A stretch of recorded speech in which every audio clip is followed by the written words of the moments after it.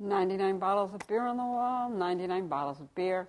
You take one down and oops, you've got a little bit of mess on your floor. So we're going to show you how to get rid of it. I'm Cindy. I'm from Three's Company 2, and I'm going to show you how to remove beer from your carpet. The first thing you're going to do is you're going to use a little bit of ammonia. Pour that on. Blot that off.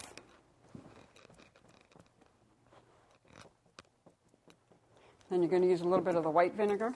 I use this stuff for everything. It's great. Pour that on. Soak it in good. Blot that off.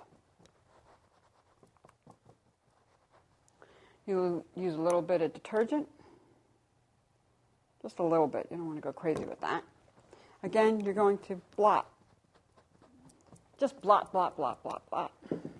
Then you're going to use a little bit of water. Scrub it in a little bit.